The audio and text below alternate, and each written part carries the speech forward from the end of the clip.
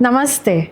Welcome to the special Women's Day edition where we explore a powerful theme, navigating a world where women face challenges in both personal and professional spaces. Across industries and generations, women continue to balance ambition with expectation, break stereotypes, and redefine success, often in ways that go unseen. Today is not just about celebrating achievements, it's about acknowledging realities, listening to lived experiences, and learning how not just to survive but thrive. What does it truly take to build confidence, overcome bias, and lead with resilience? And how can the next generation prepare themselves better? To explore, we bring together inspiring voices who have faced challenges head on and emerged stronger. Because navigating isn't just about overcoming obstacles, it's about creating new paths for those who follow. It is a pleasure to have with us Monika Singh. She's the additional collector PCMC, but more than that, she's a woman who follows her passion. She writes poems in Urdu and has been invited to many literature festivals across the country to recite her poems and talk about the books she has authored. She is also a marathon runner, having participated in international marathons. She has won many awards, the latest being the Shakti Awards 2022 by Pune Police and Radio 1. Lisa Pingale is a founder director of Monalisa Kalagram. She is a cultural entrepreneur and arts patron. Monalisa Kalagram gives a platform to the artisans and artists to showcase their creativity. She strives to ensure that our traditional art and heritage remain relevant for future generations. Ms. Deepali Singhal is an HR director of Hotel Conrad, a space dominated by men. Before that, she has worked as a director HR with Hyatt Regency Pune. Ms. Pooja Jain is a CEO of Safe Stories, an organization that champions employee wellness and engagement at workspaces. Safe Stories also works in the education space, making youth mental health accessible on the campus. Ladies, welcome to our podcast Namaste Hospitality. So let's start with the first round of questions. Deepali, all of you can answer this question. Talk about your journey and the work that has really challenged you and made you happy. Thank you so much, firstly, ma'am, for calling us over here. It's a beautiful and unique platform, which I'm sure the ladies over here will agree with. My journey has been almost 25 plus years now, and it's been absolutely always in hospitality. So I started off with airlines, which I pursued for 10 years, and then I moved to hotels, which I've been doing for the past rest of the years. And earlier it was in training, and then now I'm in HR. And it's been a beautiful journey because every time I have been able to meet people from different walks of life and really who have contributed to the positiveness of the journey and to what I can contribute in their lives. So I think, that basically encompasses everything that I've done, always in hospitality and ever eager to serve. That's so true. Thanks. Monika, would you like to tell about your journey?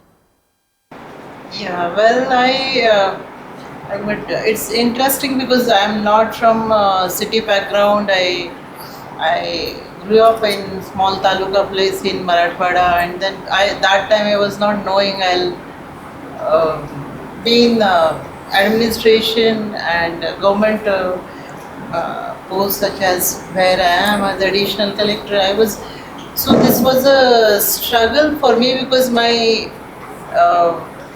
family was like we are staying in very much rural area, and from there there were a lot of we can say turns. Yes. And it's 25 years of my service into the state government of Maharashtra. I'm worked in many districts on many challenging posts. So definitely it adds a lot to it has become like part of my personality. Many things are there which I would really like to share with you during course of interview. Also during this whole process I released my 3 books of poetry, Urdu poetry. While working only, I did my MA in Urdu literature, and then of course running. Yes. I love passionately. So all of this means Different Monika. facets that you have. So what about you, Pooja? I think it's an honor to just share the conversation and stage with everyone today.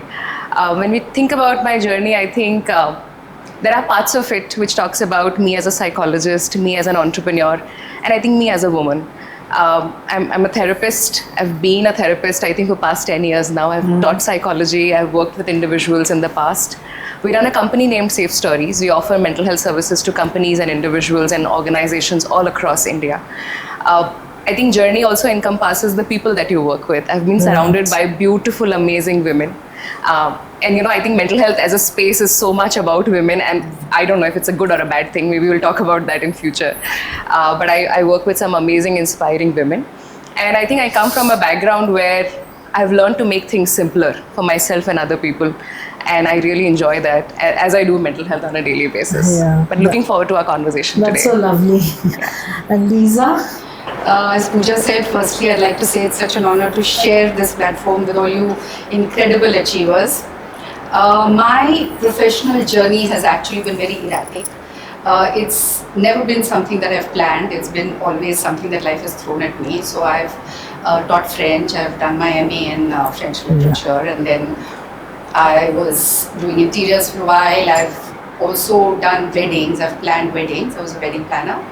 And now I am running an art gallery, and I think that life has come actually full circle for me, because I've always been very creatively inclined, and so working in an art space is like really just it's a passion for me, and I just feel so blessed to be in a profession which is also my passion. Right. And That's nice. Monika, as a woman of influence, you've been in a position where you have a lot of authority, and you're working in a space which is dominated by men, a lot of politicians, that too. So in this kind of environment, how do you make sure that you open doors for other women to come into the same space? Actually, Maharashtra government's already policies there of 33% reservation. So women are there, and in fact, in administration and overall services, I've seen they are more than 33% because of their talent. So they are there, but definitely this is a question whether they are really working on decisive posting or not. Okay. So it's all thought, which is a factor. Like an opportunity that they may not get because they are women in this position? Really not like that. They do get. Okay. They do get. But many times this is also a priority for women, because they have to balance the family, their profession. So because in government job usually they have to travel from one city or one place to other. Many times they are very rural areas. So it is, after all, their also choice. So whether they, how to prioritize it. Correct. That's why I would rather say yes, they are getting challenging opportunities, and they are working also. But after all, this is a question of what they want to prioritize. Okay. Yeah, right. So I think the same goes in the hotel industry. Absolutely. And the men to women ratio is all skewed. Yes. So how do you address that? So like ma'am said right now, it's the opportunities are there because there is always going to be a dearth of talent. Yes. Whether it is ladies or gentlemen, there is a dearth of talent in hospitality. With the number of hotels that are opening up, we are always going to need people who aspire to go the long way with us. What happens next is, ma'am, that are the ladies able to actually move and take the opportunity, move away from family, because it's not always going to be in the comfort of your own zone, Right, so right. that's the main thing. As far as actually at the hotel level, most of the brands I have worked with, and the people I have worked with, they're very open to having ladies at the workplace. Right. And so it's just really the question of getting the right talent and putting them there. Yeah. That's true. And Lisa, I think you work with a lot of artisans from rural areas and tribal areas. And how is the scene there as far as women is concerned? And are you doing anything extra to bring them to the forefront? So there are a lot of traditional art craft textiles where prominently it's mostly it is men. Okay. There are a few cases where the work is done by the women, but the front face of it is usually the husbands or the fathers. Okay. And so we have been trying to work with women artisans and having them be the face of their brand. In fact, there's a really nice story of this one woman artisan. She does kantha work. She's from Calcutta, a small village near Calcutta. Okay. And she come for our exhibition, and this was the first time she was actually traveling so far away, and of course there was a male escort with her. And so for the first exhibition, she was really quiet and withdrawn and unsure of herself. But she did so well at the exhibition that now if you see her, she's a complete contrast with what she was earlier. She's so confident that all the other artisans are now teasing her and calling her Ma Durga because she feels so empowered. Now she's handling her own finances. She's not scared of traveling by herself, and she believes that she can do it. And in fact, we are going a step further, that our next exhibition, which we do in Pune, with traditional art craft textile, we have said that we want 50% of the artisans to be women artisans, because like you said, this is a rural mindset. And these people, they come from a place of, if I teach this skill or this craft to my daughter, she's going to take it to another house. Correct. And to change that and to say that it is still your daughter's house and she will benefit from that skill financially and otherwise. To convince them that it's a bit hard, difficult. but slowly maybe it will. But some change is good change, Definitely, I guess. yeah.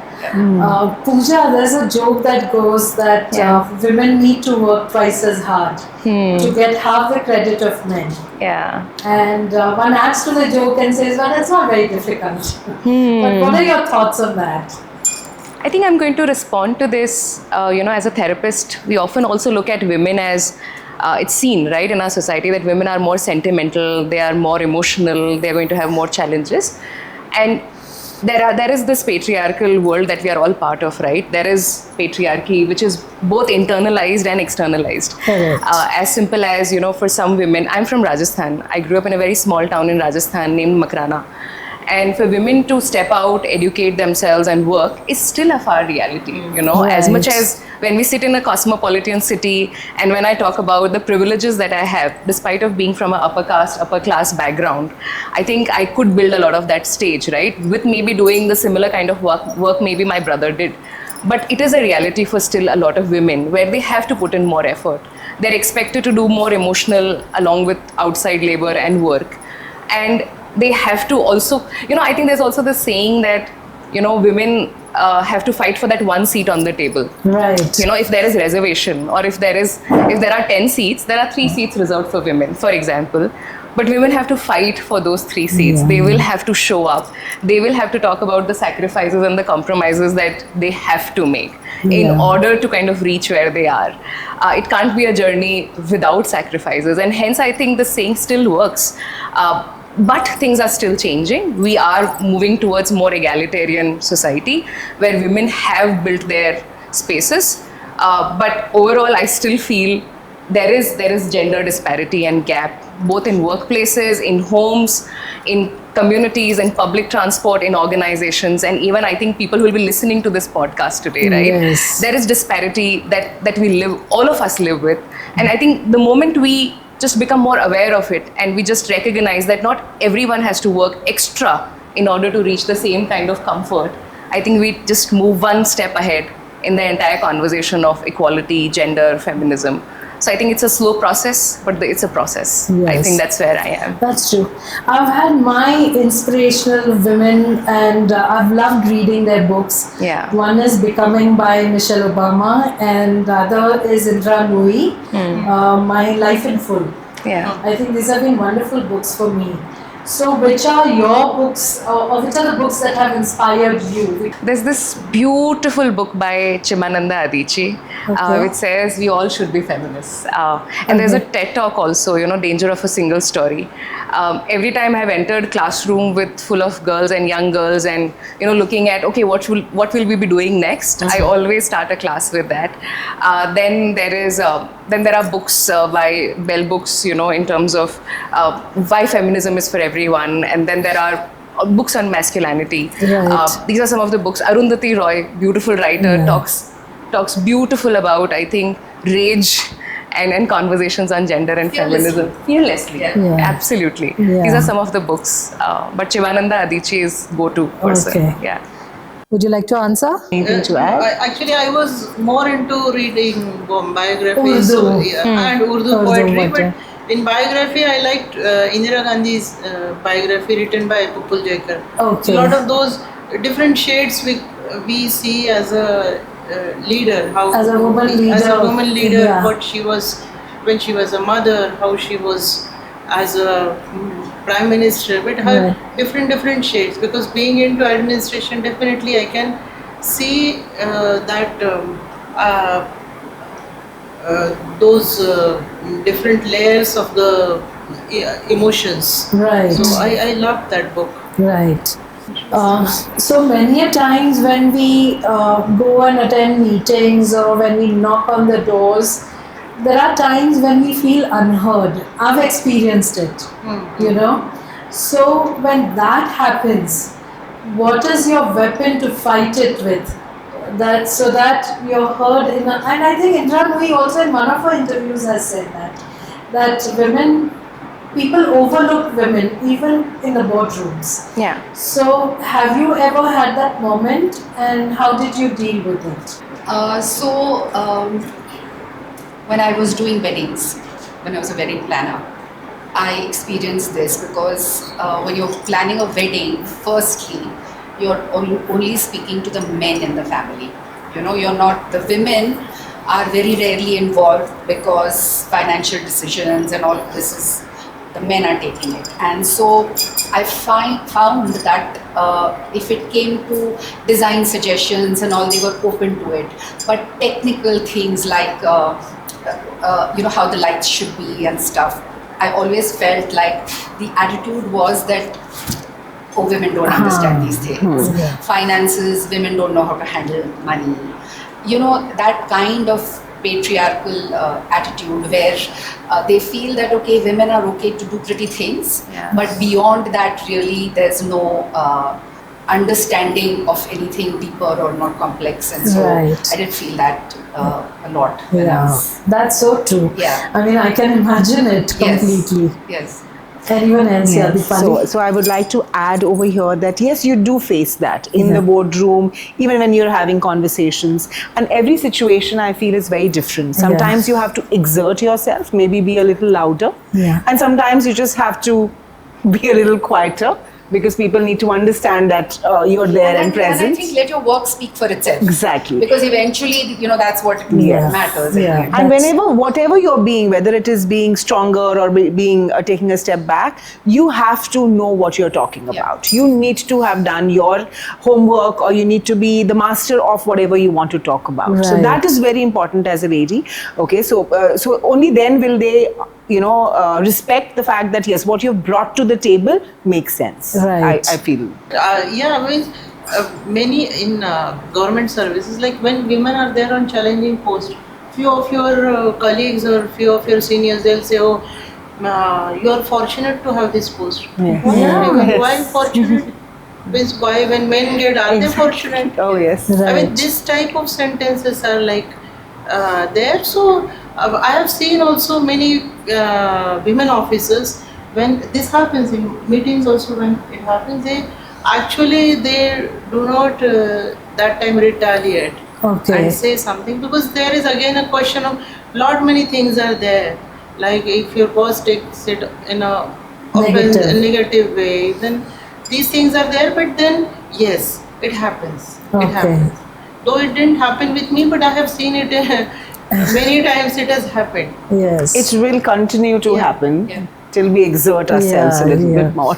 Yes, I think Pooja. one of the way is, I don't know, for me, it happens all the time, right? Like, for example, when we were starting our own venture in center, and I would go on my moped, thinking, wanting to rent a place or wanting to buy a house or an office, and brokers actually felt that, okay, are you with somebody? Like, is someone going to come and help you?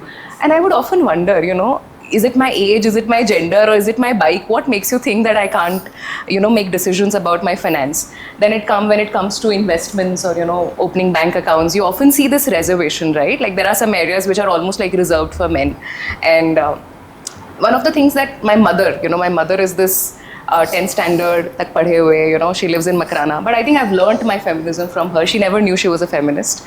She would always say, dobara pucho. She would ask me, go and ask it again. Okay. And try to make sure that until you are satisfied, you can figure it out. Yeah. And I think I still do that, and I think I often tell this to my team as well, and nothing to sound great on this, at least on this conversation, but ask again, if somebody is not listening to you, and also make sure you make space for other women or people who don't have the same kind of privilege as you. And it can be because of caste, class. Make sure you ask them, do you want to add something here? Right. And if you have, I want to shut up and I want to listen to you and see if that makes sense. So dobara pucho maybe may help. Yeah, right. So Monika, to you especially, I want to ask, there is a lot of societal pressure and expectations as far as women are concerned. And you are in that space which is not very often seen, though you've said there are many women in this space. But at least in my lifetime, I've come across only one woman who's an IAS officer. So to that extent, how do you handle the societal pressure and their expectations? Or do you just neglect it and go on with your life? Yeah, that's what I like. I would rather say that you cannot every time give thought to what society thinks. Like then you won't be able to work. Yeah. Like many times, as I had to work, I had to go out of that nest. I was never in Pune for my services. I went to Satara, I went to Nagpur, and then to Kolhapur. I'm here. So it is the one thing which definitely people tell me, you are. Then how you will take care of your kids? Sometimes they come with you, sometimes they don't. Then how about the whole thing? But then that's what is the thing. Then we have to prioritize and balance. Balance it. So many times people do say you are not that much careful. But you about, find, I think Jairam, your husband, is quite supportive. He is there. Like then when I find he is like mother and father for kids, I can go out and work for people. Correct. For what I really struggled for. That's what was a dream. Then let us fulfill it. Right. Yeah. So this kind of thing do happen. Right. But then I have always let it be from keeping my name as my own name, not having my husband's name to my name. Or the lot many questions are asked since beginning to me. Okay. But then that's what I feel. No, I am not going to change. I brought up with, I had that mindset is there that I have to live my dreams. Then I will. You can say ki prioritize the thing. Right. Sometimes family is important. When I was pregnant, then I have taken those 6 months completely. Then 6 months more. When 2 times of when kids, and then when kids were small, I definitely I have taken some non-executive post, and I have given more time to my kids and family. Right. But when it comes again, then when they grew up, then I need to go back again to my work. Right. So this is there. That's true. Interesting. So Lisa, there are multiple roles as women we have to manage while we are going about our careers, and every time your career, people in the family feel that it should be on the back burner and your family should come first. So I feel as women, we can't have it all. So what are your thoughts on that? I feel firstly I'm very fortunate that my family, my husband have always been very, very supportive of my career and have never made those kind of demands of me. But I feel like we come from a privileged class where these things we don't have to face. Correct. But there are women, of course, sure, who have to do both things. This same girl that I was talking about earlier, the Kantha girl, she in the bazaar, this last bazaar that we had, she would be sitting in her stall selling her saris and dupattas, and in the evening she would be on a call with her son who's living in the village and taking his homework. Things like that women do have to do, but I feel that women are much stronger than men, and women can handle it, and they do handle it. Yeah. I think we're a more capable species. Yeah, that's true. So Pooja, I'm sure your journey, because you quickly started your own company and you're out there the entire time, there must have been support and mentors who've been with you. Would you like to talk about that?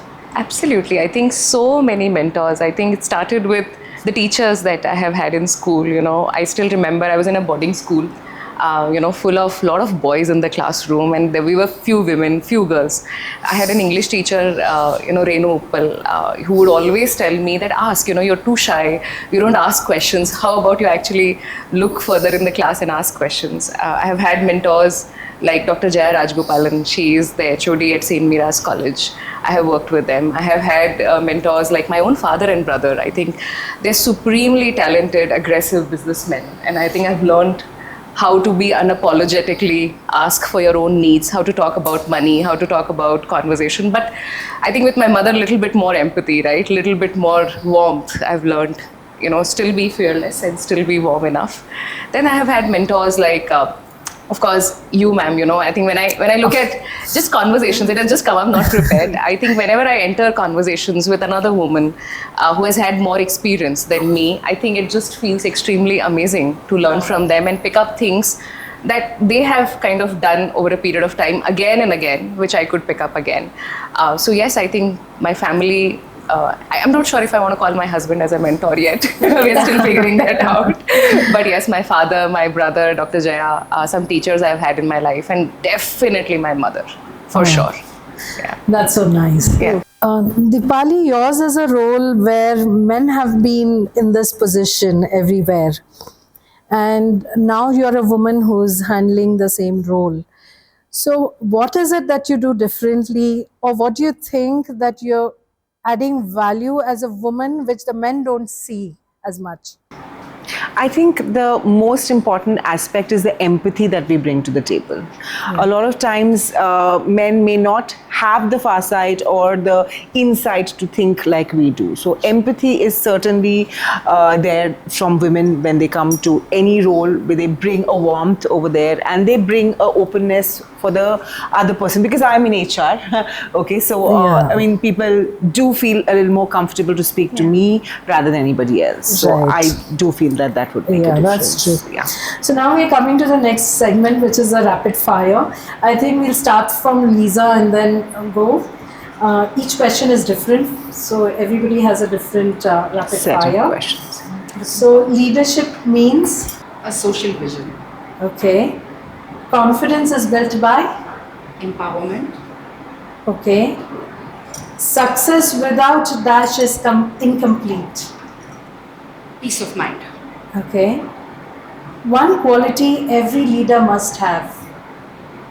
Compassion. Okay. Now we come to Pooja. Ambition is? I think life, Okay. Failure taught me? everything. Yeah. The biggest risk worth taking? I think the next step, always Okay. Growth begins with? compassion. One workplace stereotype you want to break? That women are more sensitive. and men don't need support. मर्द को दर्द नहीं होता है. Okay, that's good. One skill women should master early. Not to take refuge of them being of gender. Okay. They should be ready for every challenge. That's very nice. Work-life balance, myth or mindset?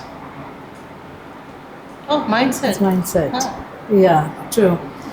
One habit that improved your productivity? Oh, I think in my profession, it's a lot of reading and acquiring the knowledge. Right. Financial independent means? It's like completing womanhood, I think. Yeah, that's great. That's lovely. So now we'll come to Deepali. Yes.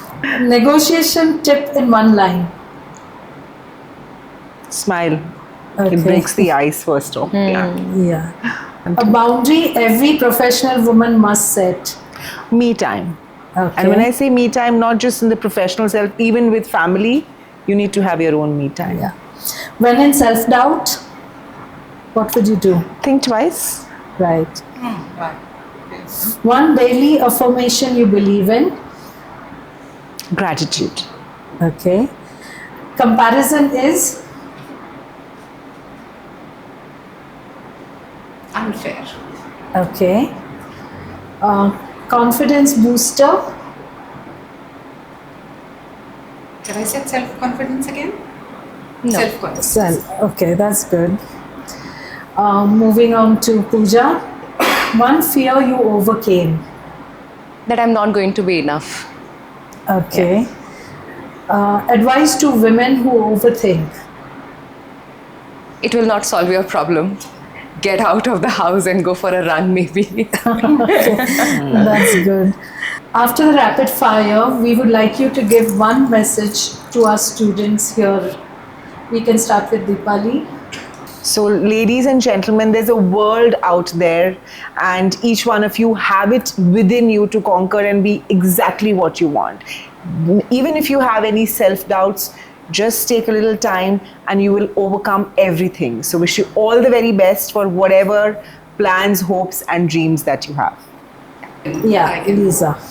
Hi everyone. My advice to you would be to believe in yourself always, and to always follow your inner voice, because you always have a voice that's telling you right from wrong, and that's what you should follow. Always follow your dreams and believe in yourself. There's nothing that you can't do. That's so true. I would love it. I think I have Yeah. not such great advices. I will have like really bad ones. I think there's one advice I'll give to all young folks listening to this, because a lot of times this world or Bollywood or everyone has around you has made you believe कि जो करो उसमें बहुत passion और interest होना चाहिए, सब कुछ मज़ा आना चाहिए, बट ऐसा हर दिन नहीं होगा. You are not going to enjoy every day everything that you do. There are going to be days you still get up, make sure you go to your workplace, figure out what needs to be done next, because that's also life is sometimes, you know.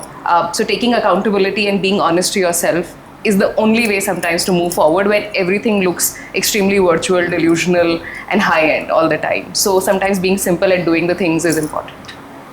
That's very sweet. That's lovely, actually. Yeah. And so true. So Let me true. tell you. हर दिन Not every day is like a नहीं आएगा. pink cake with flowers. गुस्सा आएगा तुमको किसी के जाओ काम करो फिर. Yeah. Monika. तीरगी के साथ मैं दिन रात लड़ती हूँ. तीरगी यानी अंधेरा. तीरगी के साथ मैं दिन रात लड़ती हूँ. माँ हूँ, अफसर हूँ, मैं सावित्री की बेटी हूँ. माँ हूँ, अफसर हूँ, मैं सावित्री की बेटी हूँ.